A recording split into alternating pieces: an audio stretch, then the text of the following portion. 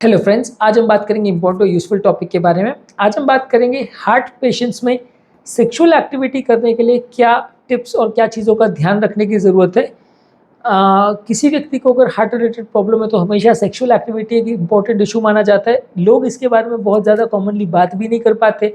बहुत ज़्यादा ओपीडीज़ वगैरह में जहाँ पे पेशेंट्स को उतनी प्राइवेसी भी नहीं मिल पाती, उतना टाइम नहीं मिल पाता है, लोग इस तरह की चीज़ें डिस्कस करने में हेजिटेट करते हैं। खासकर मिडिल एज या थोड़े बहुत 40-50s में जो पेशेंट्स होते हैं उनको कई बार हेजिटेशन भी होती है डॉक्टर से इस तरह की बातों करने में।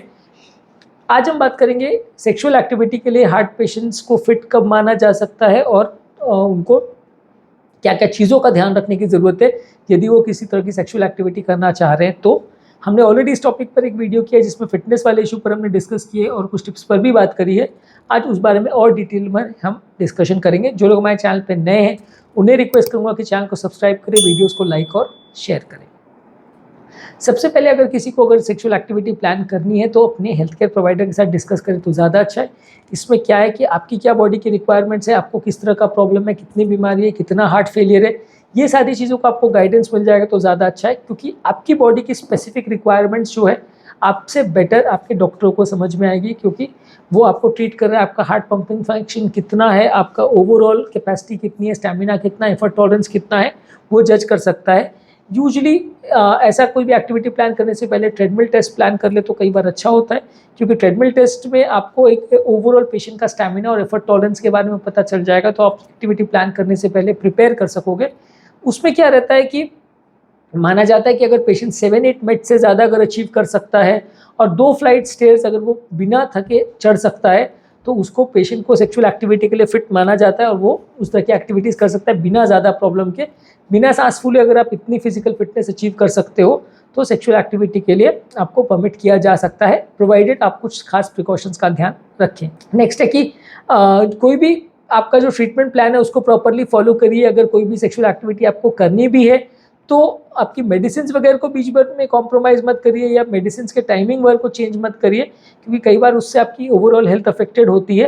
तो जो भी प्रॉपर आपकी मेडिसिन है, लाइफस्टाइल मॉडिफिकेशन है, ट्रीटमेंट प्लान है, उससे प्रॉपरली स्टिक करिए तो आपका इंप्रूवमेंट भी बेटर होगा, रिहेबिलिटेशन भी बेटर होगा। नेक्स्ट इंपॉर्टेंट टिप है कि ग्रेजुअल रिटर्न होना चाहिए आपका सेक्सुअल एक्टिविटी का। Obviously initial first few days of heart attack या एंजियोप्लास्टी में एक थोड़ा स्ट्रेस या एप्रीहेंशन तो रहता है सेक्सुअल एक्टिविटी के बारे में, तो आपकी कैपेसिटी और आपका टॉलरेंस और आपका शॉर्टनेस ऑफ ब्रेथ कितने टाइम में हो जाता है वो चीज़ों को देख के असेस करके उसके बाद ही आप सेक्सुअल एक्टिविटी में इंडल्ज करें तो ज़्यादा अच्छा है। क्योंकि कई बार क्या होता है कि आपको पता नहीं रहता कि आपका ओवरऑल सेक्सुअल परफॉर्मेंस कैसा रहेगा, स्टैमिना कैसा है, ये सब चीज़ों के बारे में आपको कुछ पता नहीं रहता है। आप बिना प्लान वे में अग्रेसिव सेक्सुअल एक्टिविटी में इन्वॉल्व हो जाते हो और फिर बाद में आपको प्रॉब्लम होती है, हेल्थ बिगड़ जाती है, बहुत ज़्यादा कई बार सडन मेंटल फिजिकल स्ट्रेस हो जाता है। तो ग्रेजुअली अपनी सेक्सुअल एक्टिविटी या अपनी लाइफ को रिस्टोर करें तो ज़्यादा अच्छा है। शुरुआत में थोड़ा लेस एग्रेसिव सेक्सुअल मोड्स या सेक्सुअल पोजीशंस वगैरह को यूज़ करें और या कम ड्यूरेशन के लिए सेक्सुअल इंटरकोर्स वगैरह करें, फिर धीरे धीरे करके अपनी फ्रीक्वेंसी और टाइमिंग को आप बढ़ा सकते हैं। तो उससे आपको आपका सेक्सुअल लाइफ धीरे धीरे करके रिस्टोर होगा तो ज़्यादा अच्छा रहेगा। आप जल्दबाजी करने की कोशिश करेंगे तो फिर आपको थोड़ा सा कई बार जल्दी हेल्थ बिगड़ने का चांस रहेगा, तो थोड़ा सा धीरे धीरे करके लाइफ नॉर्मल हो तो ज़्यादा अच्छा है। ये कि रिहेबिलिटेशन का एक जनरल कॉन्सेप्ट है कि कोई भी चीज़ या कोई भी तरह का एक्टिविटी आप करना चाहते हो, चाहे आप सीढ़ी चढ़ना है, चाहे आपको दौड़ना है या मैराथन दौड़ना है या जिम करना है, तो आपका परफॉर्मेंस धीरे धीरे करके बढ़ाएंगे तो ज़्यादा अच्छा है। कोई भी एक्टिविटी में आप सडनली अगर कूद पड़ते हैं और वो बहुत अग्रेसिवली करने की कोशिश करते हैं तो वो हेल्थ को बिगाड़ेगा ही। तो जितना आप ग्रेजुअल रहेंगे अपने परफॉर्मेंस में या जितना आप ग्रेजुअल रहेंगे अपनी स्टैमिना बिल्डिंग में, वो थोड़ा आपके लिए लॉन्ग टर्म ज़्यादा वर्क करेगा। नेक्स्ट है कि कोई भी चीज़ को या कोई भी सेक्सुअल एक्टिविटी को प्लान करने से पहले अपने टाइमिंग वगैरह को प्रॉपर देख लीजिए कि उस समय आपका माइंड स्ट्रेस फ्री हो, बॉडी रिलैक्स्ड हो और सेक्सुअल एक्टिविटी करने से पहले बहुत हेवी मील्स नहीं लेना चाहिए। क्योंकि कई बार क्या होता है कि सेक्सुअल एक्टिविटी करने के पहले अगर आप बहुत हेवी मील्स लेते हो तो ऑलरेडी हार्ट ओवरलोडेड रहता है, आपकी नलियों में ब्लॉकेज है तो हार्ट ऑलरेडी ओवरलोडेड है, जिसकी वजह से अगर तुरंत सेक्सुअल एक्टिविटी इन्वॉल्व होते हो तो आपको बहुत ज़्यादा एंजाइनल पेन हो सकता है, कंडीशन बिगड़ भी सकती है, हार्ट अटैक भी आ सकता है। तो बहुत हेवी खाना मत खाइए या कोई बहुत इंटेंस और तरह का फिजिकल एक्टिविटी ना करिए before engaging in sexual activity, ताकि ऐसा नहीं हो कि सडनली आपकी body over stressed over strained हो जाए जिसमें आपकी कंडीशन बिगड़ जाए। नेक्स्ट है कि आपकी इमोशनल एक्टिविटी और इमोशनल वेलबींग का भी ध्यान रखिए, क्योंकि सेक्सुअल एक्टिविटी का सिर्फ मतलब इंटरकोर्स से नहीं होता है, कि इमोशनल बॉन्डिंग या रिलेशनशिप से भी होता है। तो इसलिए आपकी इमोशनल वैल्यू जो है उसका भी थोड़ा ध्यान रखिए। उस समय बहुत ज़्यादा मेंटल स्ट्रेस या बहुत ज़्यादा मेंटल साइकोलॉजिकल इम्पैक्ट उसका आपकी लाइफ पर नहीं होना चाहिए। तो इसलिए जो भी है आपकी मेंटल कंडीशन कैसी है उसका भी प्रॉपर ध्यान रखिए बिफोर कोई भी सेक्सुअल एक्टिविटी आप प्लान करते हो तो। इसके अलावा अगर कोई हार्ट अटैक रिलेटेड मेडिसिन, खासकर आप बीटा ब्लॉकर्स ले रहे हो, तो कई बार उससे इंजेक्शन हार्ट के पंपिंग फंक्शन को सुधारने के लिए जो बीटा ब्लॉकर दिया जाता है उससे कई बार किसी किसी को इरेक्टाइल डिसफंक्शन हो सकता है। नॉन कार्डियोसिलेक्टिव बीटा ब्लॉकर्स में ज़्यादा होता है, हालांकि चांस काफ़ी कम है। तो अगर वैसा हो रहा है तो आपके डॉक्टर के साथ डिस्कस करके कार्डियोसिलेक्टिव बीटा ब्लॉकर्स पे स्विच कर सकते हैं या दवा को थोड़े दिन बंद करके देख सकते हैं।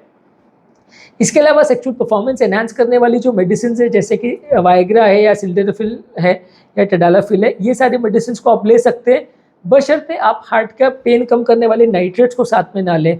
नाइट्रेट जैसे सॉर्बिट्रेट वगैरह जो गोली होती है, ये सडनली ब्लड प्रेशर को कम करती है और ये बेसिकली नलियों को डायलेट करने वाली दवा है। इसको अगर आप टडालाफिल या सिल्डेनाफिल के साथ में लेते हो तो सडनली ब्लड प्रेशर ज़्यादा ड्रॉप हो सकता है, क्योंकि एक तरह से उसके एक्शन को ये पोटेंशिएट करते हैं, तो जान का बहुत खतरा हो सकता है, बीपी बहुत ड्रॉप हो सकता है। तो ये दोनों एक्टिव दवाओं के बीच में कम से कम 12 से 24 घंटे का गैप रहे तो ज़्यादा अच्छा है। नेक्स्ट है कि सेफ सेक्सुअल प्रैक्टिसेस अडॉप्ट करिए। यूजुअली मल्टीपल सेक्सुअल पार्टनर्स के साथ या unsafe sexual practices, proper hygiene का ध्यान नहीं रखें, इन्फेक्शंस वगैरह होने का रिस्क हो जाए, ये सारी चीज़ें अवॉइड करिए, क्योंकि ये हार्ट पेशेंट्स के लिए उल्टा ज़्यादा डेंजरस हो सकती हैं। तो सेफ सेक्सुअल प्रैक्टिसेस जो एक जनरल डिक्टम है, किसी भी इन्फेक्शन से बचने के लिए या किसी भी अनकस्टम प्रॉब्लम से बचने के लिए, उसको आप फॉलो करें तो ज़्यादा अच्छा है। नेक्स्ट है कि आपके पार्टनर जिसके साथ आप सेक्सुअल एक्टिविटी इन्वॉल्व है उसको भी डिस्कस करिए कि आपकी हेल्थ रिलेटेड प्रॉब्लम ये है और किस तरह का आपको फील हो रहा है, दर्द वगैरह कुछ हो रहा है या हार्ट रिलेटेड पेन पैल्पिटेशंस कुछ भी हो रहा है, तो उसको भी इन्वॉल्व करिए, उसको भी बताइए कि मुझे प्रॉब्लम हो रही है, तो वो मेडिकल रिलेटेड भी कुछ इमरजेंसी हो तो बेटर वे में मैनेज किया जा सके।